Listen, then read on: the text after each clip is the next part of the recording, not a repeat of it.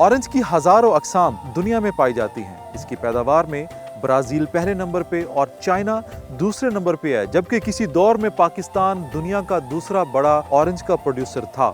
लेकिन आजकल पाकिस्तान छठे से 7वें नंबर पे ऑरेंज का प्रोड्यूसर है।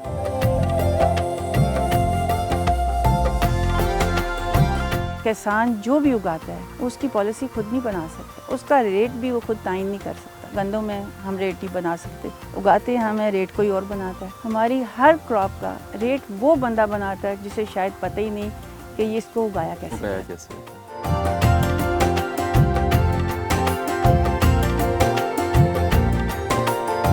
हम रेगुलर बेसिस पे यूएई कर रहे हैं, कतर कर रहे हैं, ओमान कर रहे हैं, श्रीलंका कर रहे हैं, कुवैत कर रहे हैं। पहले हमारा किन्नू तीसरे चौथे दिन वहाँ जाके पहुँच जाता था, लेकिन अभी जो अल्टरनेटिव रास्ता है उसमें एक तो 13 दिन बाद हमारा किन्नू वहाँ पे पहुँच रहा है, फिर उसकी 3 जगह पे लोडिंग अनलोडिंग है।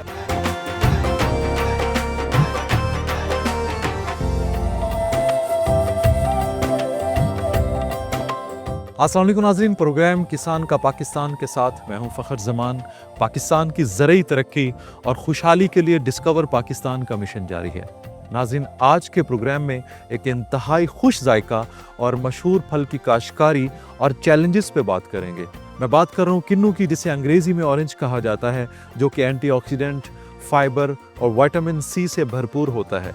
इसका ताल्लुक रूटेशियाई फैमिली से है और इसका बोटेनिकल नाम सिट्रस एक्स साइनेंसिस है। ऑरेंज की हजारों अक़साम दुनिया में पाई जाती हैं। इसकी पैदावार में ब्राज़ील पहले नंबर पे और चाइना दूसरे नंबर पे है, जबकि किसी दौर में पाकिस्तान दुनिया का दूसरा बड़ा ऑरेंज का प्रोड्यूसर था।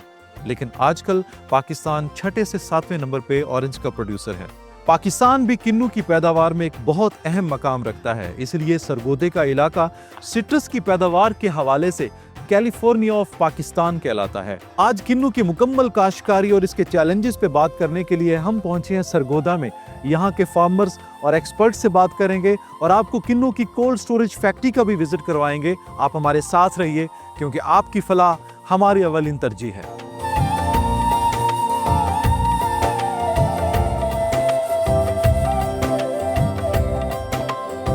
मैं इस वक्त मौजूद हूँ कोट मोमिन में, जो कि किन्नू की पैदावार में पूरी दुनिया में एक मुनफरद मकाम रखता है। मुझे ज्वाइन किया है मैडम सपना कविता ओबरॉय साहिबा ने, जो कि प्रोग्रेसिव फार्मर हैं। उनसे बात करते हैं। Madam, thank you so much किसान का पाकिस्तान ज्वाइन करने के लिए। मैडम, मुझे बताइए कि कितने रकबे पे आपने किन्नू लगा रखा है? जी, मेरे पास इस टाइम 25 एकड़ पे है। ठीक है। आज से 3 साल पहले मेरे पास 75 एकड़ पे था। तो कम हो गया, क्या वजह? कम हो गया। प्रोडक्शन तो हमेशा से बड़ी अच्छी गई, बट इसकी मार्केट और फीडबैक इतना था कि हम उसको रख नहीं पा रहे थे। अच्छा। उसका आउटपुट जो है वो 0 था और इनपुट जो बहुत ज़्यादा था। ओके। और इस साल जो हालात चल रहे हैं, मुझे नहीं लगता कि वो 25 एकड़ भी बचे, बिकॉज बॉर्डर बंद होने की वजह से, रेट ना मिलने की वजह से, इसका पेस्टिसाइड, वीडिसाइड, खादें सब इतनी महंगी होने की वजह से अच्छा खासा किसान जो है वो इसको ख़त्म करने पे मजबूर है। बकौल गवर्नमेंट के तो वो इस किसानों को सब्सिडी भी दे रही है और किसानों को फैसिलिटेट करने की कोशिश की जा रही है, तो क्या वजह है कि अभी तक हमारा किसान जो है वो उस तरह से खुशहाल नहीं हो पा रहा? सर, अगर मुल्क में शहर और गांव वाली बात ख़त्म कर दी जाए या छोटे बड़े किसान की बात ख़त्म कर दी जाए, जितना सर होता है उतनी सरदर्द होती। बड़ा किसान इतनी इनपुट्स डालता है आउटपुट लेने के लिए, छोटा किसान उतनी थोड़ी डालता है। अब यहाँ जब बड़े छोटे की बात आ जाती है, बड़ा किसान उसको बड़ी मार्केट चाहिए, छोटा किसान लोकल मार्केट में चला जाता है। चीज़ इक्वल ही है, लेकिन ना रेट हो, ना गवर्नमेंट की पॉलिसी हो। ये 70% डिपेंड करता है ये मुल्क एग्रीकल्चर पे। एग्रीकल्चर की कोई पॉलिसी नहीं है, बल्कि ये देख लीजिए कि कहीं भी किसान खुशहाल नहीं है। ना गंदम का रेट, ना चावल का रेट, ना मक्की का रेट, ना आलू का रेट। अब यार इसका भी यही हाल है, सब्जियां, उसका कोई रेट नहीं है। किसान जो है हर साल हर दिन स्टेप बैक करता जा रहा है। कितने परसेंट लोग हैं कोट मोमिन में जो कि किन्नू की पैदावार से डायरेक्टली वाबस्ता है? मेरा ख्याल है कि डिस्ट्रिक्ट सरगोदा पूरे पाकिस्तान का 50 to 60% देता था, और अब घट के मेरा ख्याल है 40% भी नहीं रह गया। डे बाय डे बाग ख़त्म होते जा रही, बिकॉज इससे फ़ायदा नहीं है। जैसे डे बाय डे एक टाइम आया था कि लेवलिंग कराइए, किन्नू लगाइए, लेवलिंग कराइए। अब देखिए बागों में मना करते हैं कि इंटरक्रॉपिंग ना करें। ज़िम्मेदार को अब बाग अगर कुछ नहीं देगा, जानवर पाले हैं, वो गंदम काटेगा अपने लिए, जो चारा लगाया है, इंटरक्रॉपिंग उसकी मजबूरी है। अदरवाइज़ अगर ये बाग अच्छे फल दे तो कोई भी इंटरक्रॉपिंग नहीं करे, किसी चीज़ को अपनी फील्ड में एंटर भी नहीं होने दें। अब हमारी मजबूरी है, बिकॉज़ कि जो पॉलिसीज़ हैं अब ये है कि किसान जो भी उगाता है उसकी पॉलिसी खुद नहीं बना सकता, उसका रेट भी वो खुद तायन नहीं कर सकता।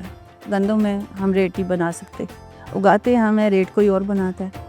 हमारी हर क्रॉप का रेट वो बंदा बनाता है जिसे शायद पता ही नहीं कि ये इसको उगाया कैसे जाता है, यानी कि मिडल मैन, या फिर गवर्नमेंट को बताने वाले वो लोग जो ज़िम्मेदार तो होंगे लेकिन नवाब ज़िम्मेदार होंगे जिन्होंने कभी खुद अपनी फील्ड में जाके देखा ही नहीं। इससे पहले कि हम मज़ीद इसके चैलेंजेस पे बात करें, इसकी काश्तकारी के हवाले से जानना चाह रहा हूँ कि बेहतरीन मौसम कौन सा होता है इसको किन्नू को काश्त करने का? सर किन्नू 5 से 6 साल बाद एक ठीक फ्रूट देता है। ठीक है। इसके 2 टाइम होते हैं, या तो इसको फरवरी में जो है प्लांटेशन जो है मूव की जाती है, या फिर सितंबर अक्टूबर में। 2 टाइम होते हैं जब पौधा प्लांट हम ज़मीनों में लगाते हैं।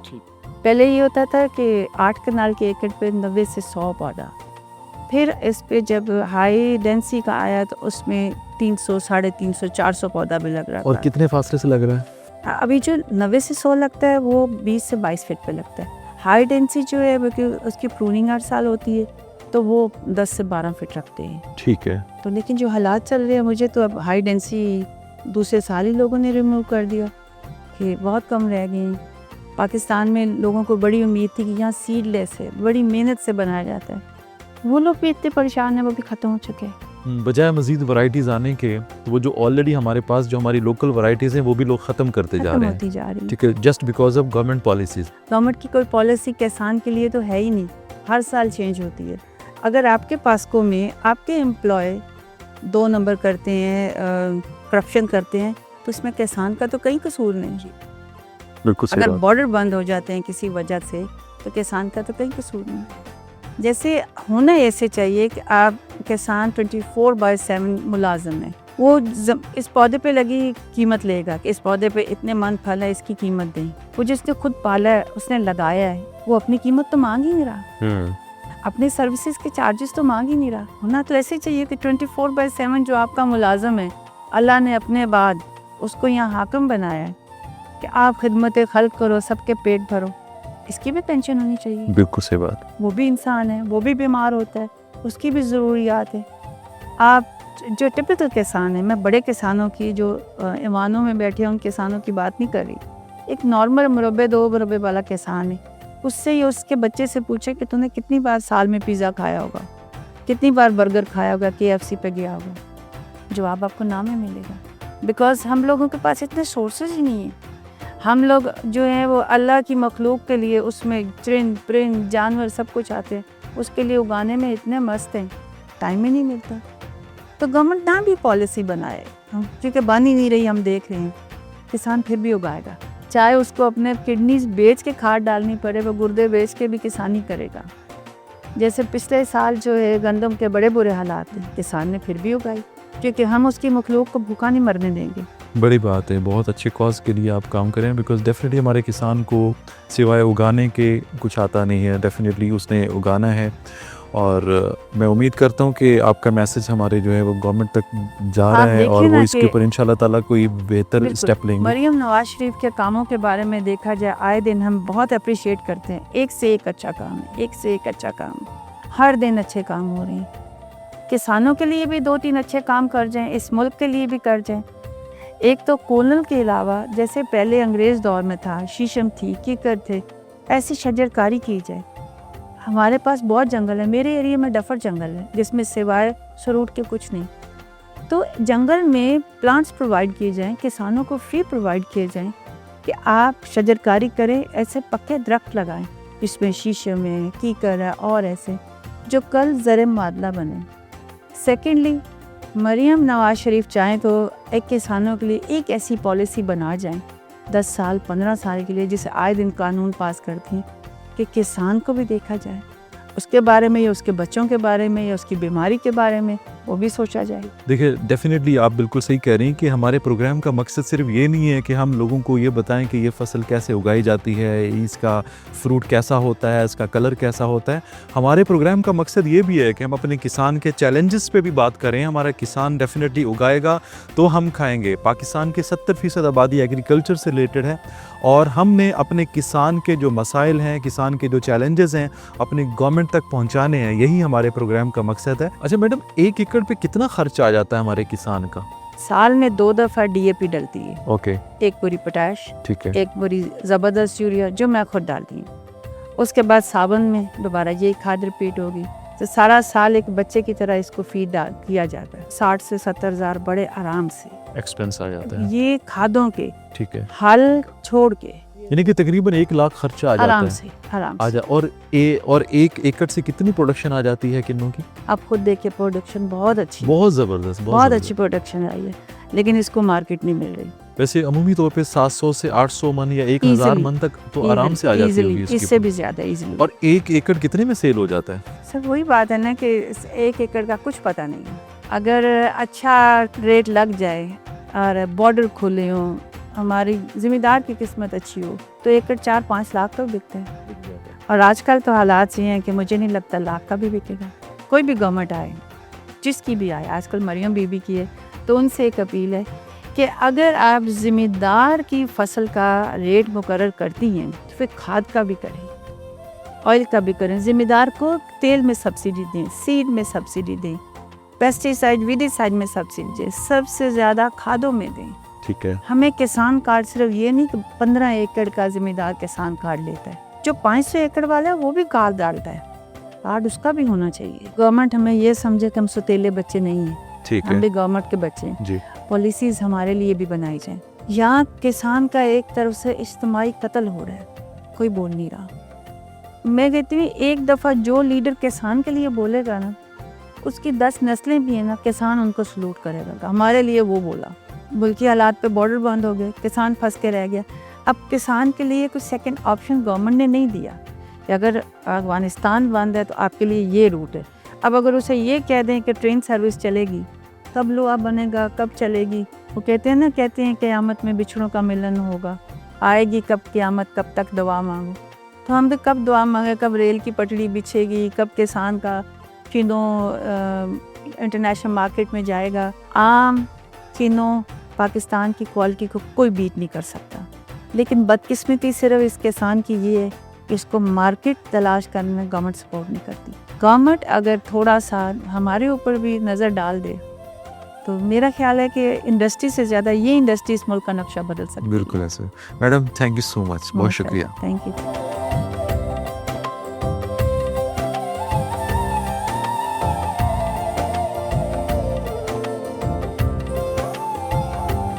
अभी हम मौजूद है जैन सिट्रस फैक्ट्री में और यहाँ पे किन्नू को फार्म से लाया जाता है और एक्सपोर्ट के लिए तैयार किया जाता है। इस फैक्ट्री की मुकम्मल प्रोसेसिंग के बारे में आपको बताएंगे। मुझे ज्वाइन किया है वकार अशरफ भट्ट साहब ने, जो कि फैक्ट्री ओनर हैं। उनसे बात करते हैं। वकार भाई थैंक यू सो मच हमारा प्रोग्राम ज्वाइन करने के लिए। वकार भाई, जैसे कि आप जानते हैं कि ये इलाका किन्नू की पैदावार के लिए मशहूर है, तो यहाँ पे इस तरह की कितनी कोल्ड स्टोरेज फैक्ट्रीज हैं? यहाँ पे ऑलमोस्ट 280 फैक्ट्रीज में हैं। 280 फैक्ट्रीज हैं। 280 फैक्ट्रीज। बेहतरीन। और इस वक्त जो ऑपरेटिंग फैक्ट्रीज हैं वो कितनी हैं? 150 अबव। 150 अबव है। बेहतरीन। अच्छा, तो एक दिन में आपके पास कितना फ्रूट आता है? हमारे पास एक दिन का तकरीबन 70 से 80 टन आता है। 70 से 80 80 टन। टन। और वो डेली प्रोसेस हो जाता जी, है? वो डेली बेसिस पे प्रोसेस हो जाता है, पैकिंग हो जाता है उसका। बेहतरीन। जैसे फार्म से फ्रूट यहाँ पे आता है तो उसका प्रोसेस क्या होता है शुरू से लेके आखिर तक? किन्नू हमारे पास जब पहुँचता है, हम इसको पहले वॉशिंग करते हैं, क्योंकि किन्नू की पोजीशन देख के हम उसको वॉश करते हैं। उसके बाद इसके ऊपर मेडिसिन लगती है। ओके, उसके बाद ये ड्रायर में आ जाता है। ठीक है। उसके बाद ड्रायर के बाद फिर आगे वैक्स हो जाती है, वैक्सिंग होती है। वैक्सिंग इसको प्रॉपर ऊपर से वैक्सिंग करने के बाद फिर इसको आगे फिर एक दफ़ा खुश्क किया जाता है ड्रायर में। ड्रायर के बाद फिर ये आगे साइजिंग आ जाती है। ठीक है। फिर आगे साइजिंग में ये पैकिंग होता है। छोटे हर कंट्री का अलग अलग साइज डिमांडिंग होती है। ओके। उसके अंदर फिर ये पैकिंग होके आगे प्रोसेस में, फिर इसके बाद हम इसको कोल्ड स्टोर में भेज देते हैं ठीक है। प्री कूल के लिए। कोल्ड स्टोर में प्री कूल होने के बाद इसको फिर हम लोडिंग करते हैं, ठीक है। फिर डेस्टिनेशन के हिसाब से। ठीक है। अच्छा, कोल्ड स्टोरेज की रिक्वायरमेंट क्या होती है और उसका ड्यूरेशन कितना होता है? बेसिकली तो 3 दिन तो लाजमी है। उसको प्री कूल करके उसको पे हम इसको 4 टेम्परेचर पे लेके आते हैं, किन्नू को ठंडा करके 4 टेम्परेचर पे लेके आते हैं और उसको 3 दिन बेसिकली तो किन्नू की जो वैक्सिंग होती है उससे किन्नू की लाइफ 3 महीने तक चली जाती है। ओके 3 माह तक ये कोल्ड स्टोर के अंदर ख़राब नहीं हो सकता। ठीक है। लेकिन हम फिर जैसे जैसे लोडिंग होती है कुछ रुक भी जाते हैं, किन्नू जब रुक जाता है फिर 3 महीने तक हम इसको अंदर कोल्ड स्टोर में रख सकते हैं। ओके और जो लोडिंग हो जाता है फिर वो 4 टेम्परेचर पे एज इट इज़ 40 फीट्स के रीफर आते हैं, उसके अंदर हम लोडिंग करते हैं 4 टेम्परेचर, वो भी 4 टेम्परेचर पे हम इधर से मेंटेन करके उसको कराची के लिए रवाना कर देते हैं। कराची से फिर आगे सी लोडिंग के बाद ये आगे चला जाता ठीक है। उसमें रास्ते में जो तकरीबन 5-6 प्लग पॉइंट्स होते हैं उसमें उसका टेम्परेचर 12-10 घंटे के बाद मेंटेन किया जाता है ओके ताकि किन्नू ख़राब ना हो जाए। ठीक है। अच्छा, तो आपका जो लोकल खपत है यहाँ पे किन्नू जो आप पाकिस्तान की मार्केट में बेचते हैं उसको भी कोल्ड स्टोरेज में आप जगह देते हैं? नहीं, वो डेली बेसिस पे लोड हो यानी जाता है। कि जो लोकल खपत है वो डेली बेसिस पे आप उसको एग्जिट कर देते हैं? जी लोकल डेली बेसिस और कोल्ड स्टोरेज में वो जाता है जो आपने एक्सपोर्ट करना जी होता है? एक्सपोर्ट करना होता है, उसके लिए एक्सपोर्ट के लिए हमें 3 दिन इसको ठंडा करना लाजमी हो जाता ठीक है। उसके बाद फिर भी लोडिंग की डेट भी होती है कि हफ्ते में हर शिपमेंट का अलग अलग टाइम होता है, वेसल का टाइम होता है, ठीक है। ठीक है। तो इस वजह से हम उसको फिर ओके, तो अभी कौन कौन से ममालिक को आप किन्नू बेच रहे हैं? हम गल्फ सारा कर रहे हैं तकरीबन। ओके गल्फ में हम कर रहे हैं, कतर कर रहे हैं, यूएई कर रहे हैं, ओमान कर रहे हैं, उसके बाद कुवैत कर रहे हैं। ओके बेहतरीन। और छोटे सिट्रस के लिए साइज जो छोटा साइज है उसके लिए हम श्रीलंका भेज रहे हैं। ओके, तो क्या वजह है श्रीलंका में छोटा किन्नू जा रहा है और बाकी गल्फ में बड़ा किन्नू जा रहा है? हर ममालिक की अपनी डिमांड है, ओके वहाँ पे जो पसंद किया जाता है, हर साइज मुख्तलिफ, कुछ कंट्रीज बिग साइज पसंद करती हैं, कुछ स्मॉल साइज पसंद। रेगुलर कंट्री कौन सा है जिसको आप एक्सपोर्ट करते हैं? हम रेगुलर बेसिस पे यूएई कर रहे हैं, कतर कर रहे हैं, ओमान कर रहे हैं, श्रीलंका कर रहे हैं ओके और कुवैत कर रहे हैं। डेफिनेटली आपने जो फ्रूट अपना एक्सपोर्ट करना होता है तो उसकी रिक्वायरमेंट का बड़ा ख्याल रखना पड़ता है, तो एक्सपोर्ट की जो रिक्वायरमेंट्स है बुनियादी वो क्या है?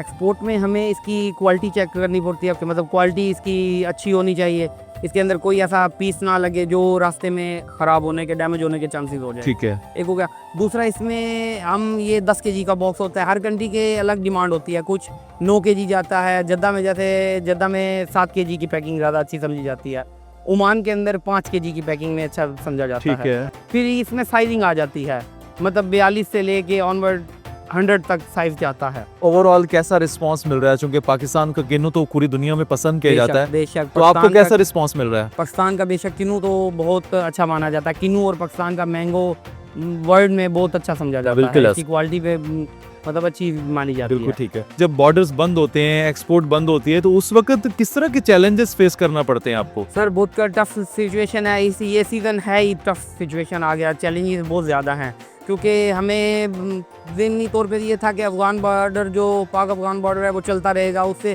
किन्नू बहुत ज़्यादा हमारा उस तरफ जाता है, मतलब किन्नू को एक अच्छी मिकदार आपकी उस तरफ जी जी जी जी, जैसे कि रशिया जाता है, अजरबैजान, और वो सारा रूट एक ही है, जी। उस रास्ते से हमारा जाता था किन्नू। लेकिन अभी पाक अफ़गान बॉर्डर बंद होने की वजह से वो सारा किन्नू बंद हो गया। अच्छा हमारे पास एक पॉपुलर वुडन, हम उसको पॉपुलर पेटी बोलते हैं, वुडन पेटी में जाता था, वो इस दफ़ा नहीं जा रही। उसका मतलब उसकी वजह से तकरीबन ऑलमोस्ट हमारे कोई 15 कंट्रीज हट गए उसकी वजह से। ओके ओके, 15 कंट्रीज में हमारा किन्नू नहीं जा पा रहा। यानी कि जो थ्रू अफगानिस्तान जाता था, थ्रू अफगानिस्तान जाता था, ऑलमोस्ट 30 से 40% हमारा किन्नू उस तरफ जाता था, जो इस साल नहीं जा पा रहा। उसमें एक अल्टरनेटिव रास्ता है उसमें, लेकिन ये है कि पहले हमारा किन्नू तीसरे चौथे दिन वहाँ जाके पहुँच जाता था। ओके लेकिन अभी जो अल्टरनेटिव रास्ता है उसमें एक तो 13 दिन बाद हमारा किन्नू वहाँ पे पहुँच रहा है, फिर उसकी 3 जगह पे लोडिंग अनलोडिंग है, अच्छा 3 बॉर्डर्स पे लोडिंग अनलोडिंग हो के वहाँ पे पहुँच रहा है।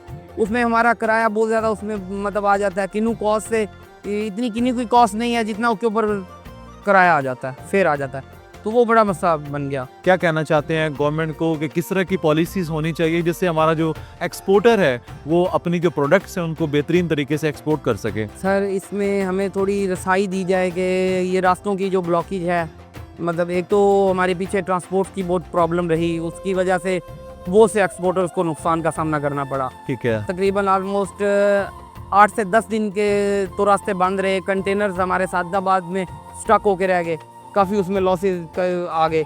उसके बाद अभी पाक अफगान बॉर्डर नहीं खुल पा रहा। थोड़ा इसमें गौर किया जाए कि मतलब फार्मर्स भी बेचारे बच जाएं, फार्मर्स बहुत ज़्यादा शिकार हैं लॉस का। फैक्ट्रीज वाले भी परेशान हैं कि मतलब कहाँ लेके जाएं।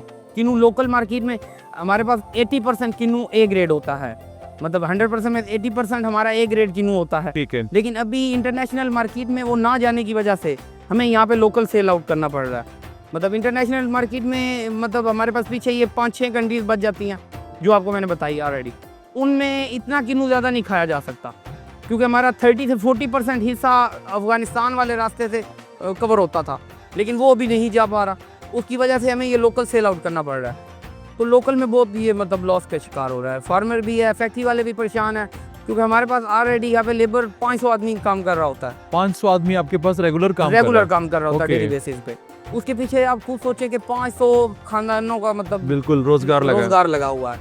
जाहिर बात है हाँ, आगे से हम परेशान होंगे, ये भी बेचारे परेशान होंगे। जाहिर बात है हम उसको कम करेंगे, प्रोडक्शन को कम करेंगे, इनका भी जाहिर बात है लेबर भी कम होगी, हर चीज़ का रोजगार इसके साथ मुंसलिक है। आपका 3 महीने का सीजन होता है, तो बाकी पूरे साल के एक्सपेंस कैसे पूरे करते हैं? 3 महीने के बाद ये है कि 2 महीने फिर रेस्ट होती है, उसके बाद पोटैटो शुरू हो जाता है हमारी, उसके बाद मैंगो की एक्सपोर्ट शुरू हो जाती है, तो वो चल तो जाता है। लेकिन मसला ये था कि किन्नू में हमने खरीद की हुई थी कि लास्ट ईयर की तरह 2800 रुपये मन तकरीबन रेट था लास्ट ईयर। इस दफ़ा किन्नू का रेट तकरीबन 1200 से 1500 रुपये हमें मिल रहा है। ठीक है। मतलब क्योंकि रेट कम हुआ इसकी लॉस की वजह से, ये बॉर्डर बंद की वजह से, और बॉर्डर भी राइट 10 दिन पहले बंद हो गया। किन्नू सीजन स्टार्ट से 10 दिन पहले अचानक बॉर्डर बंद हो गया। अच्छा। मतलब हम सारी अपनी प्लानिंग अपनी सारा कुछ उस तरह से करके बैठे हुए थे, लेकिन ये बॉर्डर का आया, उसकी वजह से बहुत मतलब फेस हुआ। वकार भाई, जैसे कि आप जानते हैं कि अफगानिस्तान का बॉर्डर बंद है, मगर क्या आपके पास कोई और ऑप्शन नहीं है किसी और मुल्क की तरफ मूव करें, कहीं और अपनी प्रोडक्ट कहीं और एक्सपोर्ट की जाए? उसके लिए क्या हिकमत अमली है? जी, जो साइज अफगान बॉर्डर के थ्रू जाता था वो छोटा साइज जाता था।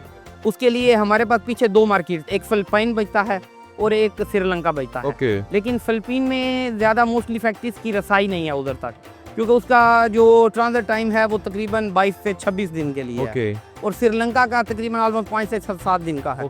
तो वहाँ तक तो फिर हर फैक्ट्री वाला पहुँचा सकता है, लेकिन उसका अल्टरनेटिव अभी फिलहाल श्रीलंका है, और श्रीलंका में भी ज़्यादा किन्नू जाने की वजह से वो भी मतलब इस मार्केट बिल्कुल बैठ गई है।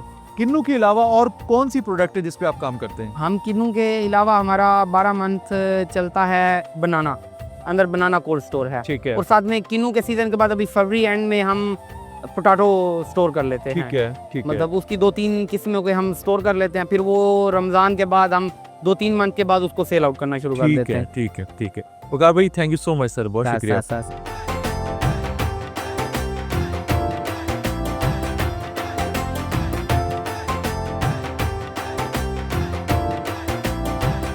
नाज़रीन, ये था आज का प्रोग्राम किसान का पाकिस्तान, जिसमें किन्नू की काश्तकारी और इसके चैलेंजेस पे बात की गई।